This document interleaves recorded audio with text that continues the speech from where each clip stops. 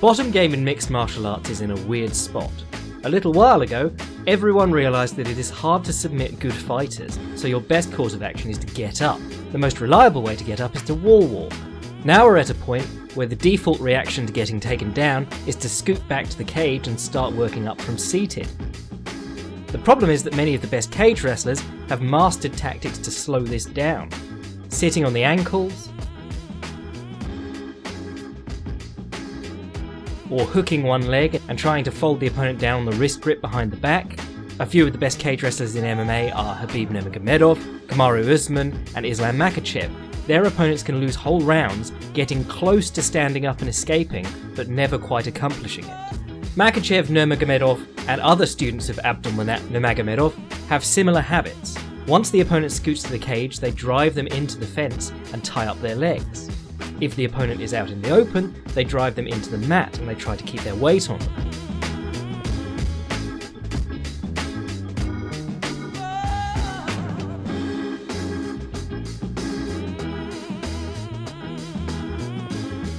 Nick Lentz, while not an amazing guard player, did some interesting work by turning himself off the fence whenever Makhachev put him down near it, and inserting butterfly hooks. Arman Sarukian also used butterfly hooks out in the open space of the mat to find underhooks and come up to his feet.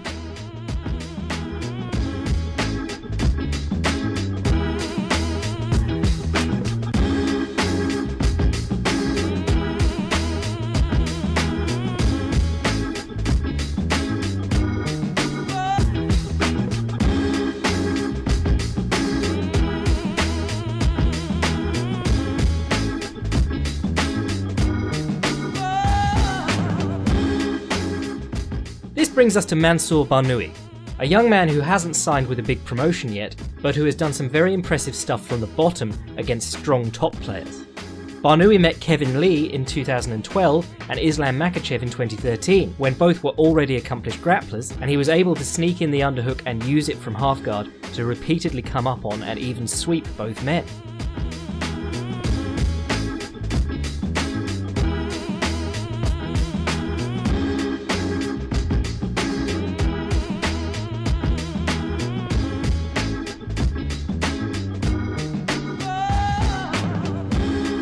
But Banui really hit his stride in recent years as he began to trick opponents with the twist sweep, sometimes called the giggler. You see this technique from the knee shield and from when the knee shield is being cleared. Some guys stamp the top foot on their bottom foot, others stamp their foot next to the opponent's knee. But the trapping leg creates a lever and the knee knocks the opponent's hips over their own knee. Buy Ryan Hall or Paul Schreiner's instructionals to learn more on that. Often the top fighter will base out with his arm and open up space for the underhook, making the twist sweep valuable as the opening shot in a combination of attacks. Banui has had great success using the twist sweep as a setup for the underhook and as a sweep in itself. Even when he has a closed guard, Banui will get his grips on the opponent's wrists, open his leg and allow them to advance to half guard just to sweep them from there. The sweep looks daft, but it is a matter of timing and it serves specifically to punish pressure from the top man. The largely unknown Luke Stewart swept the insanely accomplished jiu-jitsu legend Andre Galvao twice in Strikeforce with this technique.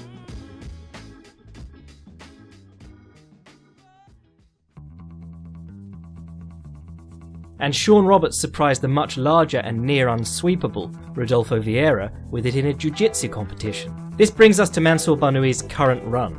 In 2017 he entered the Road FC Grand Prix and fought his way through a 16-man field to take the $1 million prize and the Road FC lightweight title. He twist swept just about everyone he faced, some multiple times.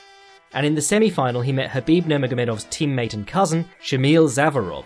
Zavarov tried to operate the pressure-heavy wrestling game plan, but each time he got to the fence, instead of trying to get up, Banui turned himself away from it completely. This is something that Ken Shamrock attempted against Tito Ortiz back when Tito was mauling everyone against the fence in closed guard. Each time Banui was on the bottom, he timed the sweep attempt as Zavarov pressured in.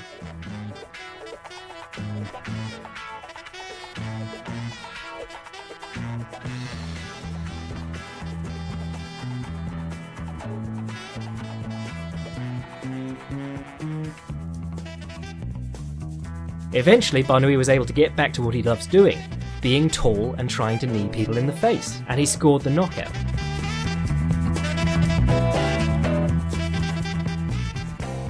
But a guard that you won't have seen much in MMA is the one that Ricardo Lamas has used successfully in a couple of his recent fights.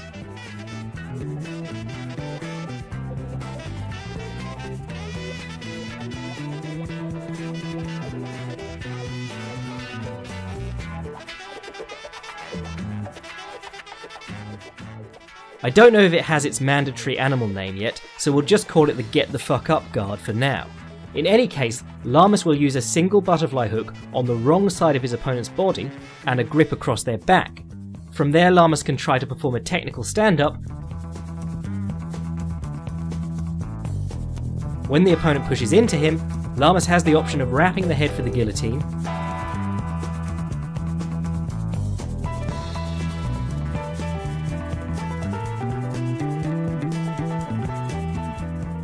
or elevating the opponent over the top with the sweep. It perfectly encapsulates the idea that BJ Penn laid out of guard play being in equal parts sweeps, stand-ups, and submissions. You will have seen this position before and you might have found yourself in it. Gary Tonin has used a single butterfly hook to regain guard as his opponent bodylock passes.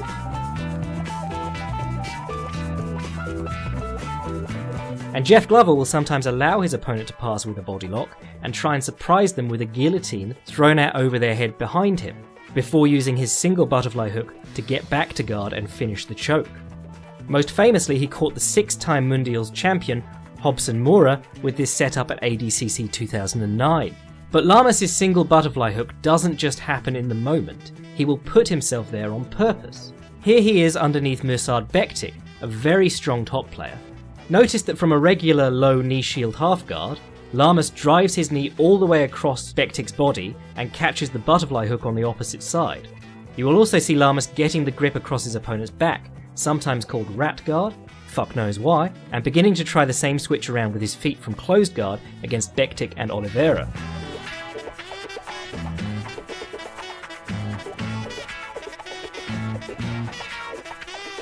He will also use grapevines from the guard to slow the opponent down and stretch them out in order to start trying to sneak his butterfly hook across. In the Bektic fight, Lamas looked close to being arm triangled from his get the fuck up guard because of his over the back grip. When Lamas fought Cub Swanson all the way back in 2011, Swanson kept getting up to his elbow and reaching back for the guillotine, and eventually he was arm triangled by Lamas while trying the same thing during a guard pass.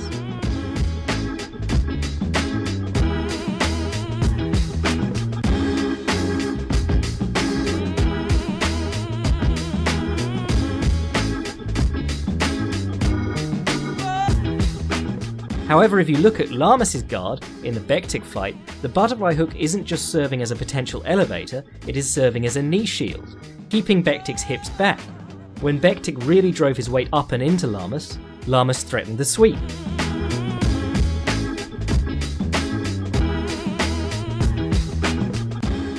When Tony Ferguson submitted Kevin Lee with a triangle choke to win the UFC's interim lightweight title, it was one of just 3 triangle chokes in the UFC that year. Submissions from the bottom seem to have dried up somewhat, but new patterns of attack can always be found, even if they don't get a cool guard name. I make these videos for fun and they aren't monetized, and cheers for the 50,000 subscribers, guys.